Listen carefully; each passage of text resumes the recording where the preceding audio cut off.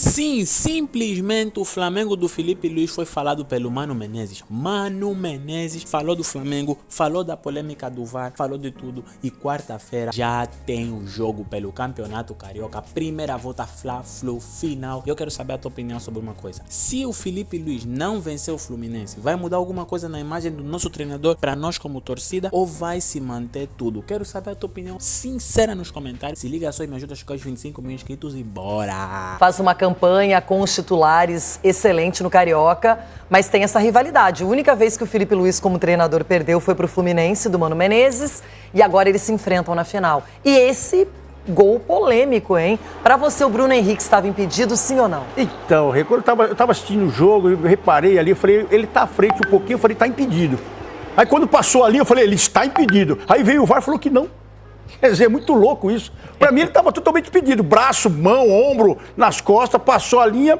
Aí veio a linha e ainda me deixa mais indeciso. Porque pra mim, tá impedido. Aí deu, por isso que tá dando essa confusão. Essa linha, e quem marca essa linha aí, vai ter que entrar com uma régua no VAR ali, porque a olho nu pra mim estava impedido. E tem um detalhe, 100º gol do Bruno Henrique com a camisa do Flamengo. De fazer gol contra o Vasco. É um cara que estava aí no radar do Dorival Júnior também, excelente jogador, mas é um lance bem questionável. É um lance ruim até por uma semifinal, né? Um campeonato tão importante como é o Carioca. Fica essa dúvida. E o Vasco da Gama, que já tinha saído na frente, aí toma um empate, aí o Flamengo volta pro jogo depois disso. O Flamengo tem, assim, o equilíbrio a seu favor, né? Porque um treinador também, você vê até nas palavras ali, na forma de comandar o grupo, ele não atrapalha, ele ajuda, e ainda quando chega com essa pressão toda pra cima dele, ele sabe sair com categoria, né, o Felipe? Então, acho que é isso que traz pra dentro do Flamengo um grupo muito forte, ainda mais no seu comando, que não tem aquelas palavras ásperas, tem o posicionamento, cada um faz a sua. Um companheiro já olha para o outro, já sabe o que tem que fazer, porque estão sendo bem treinados para isso. E não precisava a régua aí do VAR fazer a diferença. Mas o Flamengo é um time a ser batido por todos, né? Não só pelo Fluminense agora, que vai ter uma final espetacular no Rio de Janeiro, mas é um time a ser batido por todos, o Flamengo, que é um time muito forte. Já tô até com pesadelos. Primeira rodada do Brasileirão, Flamengo e Inter, só isso. É o primeiro no jogo? Rio de Janeiro. Você já deixou claro que o Bruno Henrique hoje, na sua opinião, já é muito maior do que o Gabigol. Para a história do Flamengo, né? Para essa geração, você acha que o nome que tem que ser mais eternizado é o dele, e eu concordo. Eu acho que hoje o Bruno Henrique, pelo que ele vem entregando, pelo que ele entregou, inclusive, porque muito se fala do Gabigol em 2019 pelos 2 gols na final, e eu acho que foram históricos, mas aquele 2019 o Bruno Henrique foi o cara do Flamengo. Só que ele não é tão midiático, na verdade ele não é nada midiático, né? E ele chega longe do lado midiático do Gabigol, que faz comemoração, faz polêmica contra os rivais. Então ele acaba sendo menos falado. Mas esse Bruno Henrique, Mauro, ele assumiu o protagonismo de novo, que ele tinha perdido no time do Flamengo. E ele assume novamente, né? O que falar do protagonismo do Bruno Henrique com 33 anos? E outra, Mauro, Felipe Luís, né? Até para sair um pouco da mesmice, que a gente sempre vem falando bem dele, porque tem que falar, porque o cara faz um trabalho impecável, essa é a verdade. Os números dele, 22 jogos, 16 vitórias, 6 empates, são os últimos 22 jogos do Felipe Luís, 22 jogos de invencibilidade. Ele tem 81,8%, né, de aproveitamento nesses últimos 22 jogos, 43 gols marcados e 11 gols sofridos. Além disso, Mauro, desde que ele assumiu, ele só perdeu um jogo. A pergunta que eu faço, eu sei que você odeia a comparação, mas não tem como fugir dessa comparação, porque todos os rubro-negros se fazem hoje. Já dá para comparar o Felipe Luís com aquele cara que o inspirou, que ele mesmo diz, minha inspiração é o Jorge Jesus. Jorge Jesus falou numa entrevista recente que conversa ainda com o Felipe Luís, falam sobre futebol.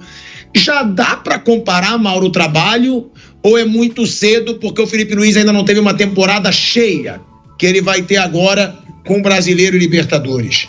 Acho que ele ontem também jogou um pouco por alto a história da minutagem. Durante o jogo se preocupou com isso, mas a formação inicial, ele pôs jogadores que estão jogando direto. Varela jogando direto, Wesley direto, Arrascaeta muito mal e continua jogando. E o Luiz Araújo fica de fora. Está na hora também de pensar nisso.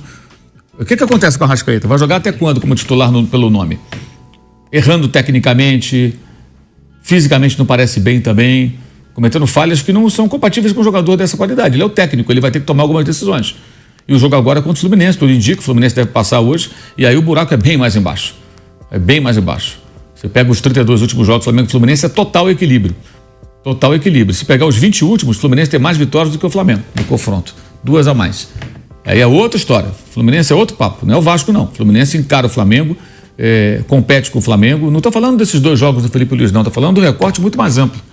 E fizeram 4 finais entre 2020 e 2023, cada um venceu 2. E a última vencida pelo Fluminense foi 4-1, né? E tinha perdido por 2-0. É outro confronto, aí o Felipe vai ter que mostrar as suas armas, mostrar o seu repertório, capacidade de usar o elenco e talvez até tomar algumas decisões.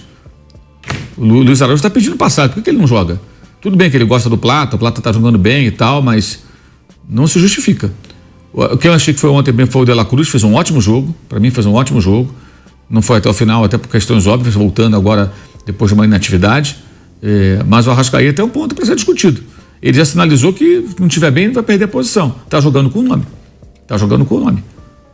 Não faz uma jogada, não participa do jogo como antes, não consegue desenvolver. O que acontece com ele? Está mal fisicamente? Por que está mal tecnicamente? O que se passa?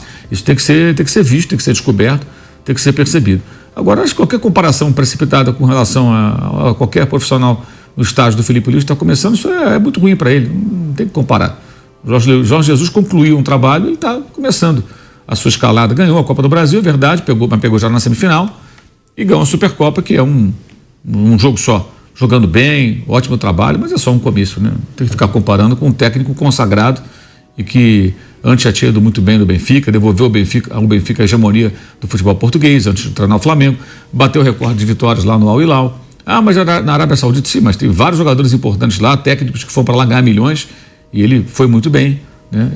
Então ele tem uma trajetória, né? Vou falar especificamente dos jogos do nosso adversário, o que seria deselegante de nossa parte, acho que não cabe a gente, tá? O que a gente quer sempre, nós do lado de cá, é que as coisas sejam coerentes, sejam padronizadas, sejam igual para todo mundo, tá? Mais larga, menos larga, mais fina, para mim não muda nada a dúvida que pode causar cada lance. Porque se você botar ela mais larga, a linha também vamos ter dúvida. Se você botar mais fina também, não é isso.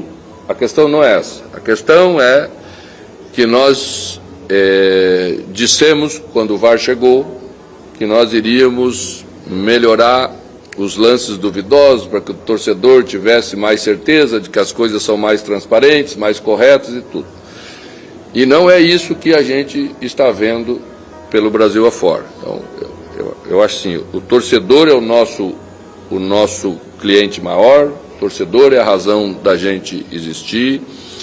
E se o futebol quiser continuar trilhando um caminho de credibilidade para com o torcedor, ele precisa urgentemente resolver essas questões que no domingo é de um jeito para um lado, na quarta é de um jeito para outro lado. Isso é muito ruim e é tudo que a gente não quer. A gente quer lisura, a gente quer transparência, a gente quer que o jogo que seja jogado dentro do campo seja o determinante para quem vai vencer o campeonato, para quem vai vencer os jogos. É isso que eu quero, eu acredito que é isso que o torcedor também quer e vocês da imprensa também. Olha, finais tem de tudo, né?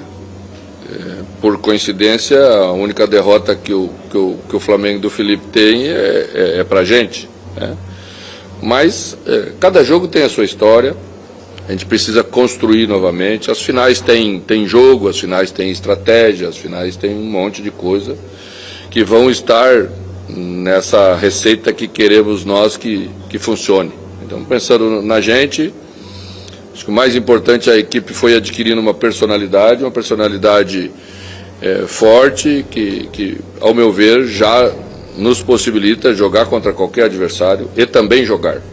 Em alguns momentos lá atrás a gente optou mais, no jogo da fase classificatória, né? A gente, por precisar muito daquele ponto, teve que assegurar ele primeiro, para depois pensar um pouquinho mais na frente. Então tivemos menos posse, trabalhamos com um pouquinho mais de segurança, Eu acho que para você ganhar uma final, você tem que ser mais completo. E nós vamos tentar ser essa equipe mais completa.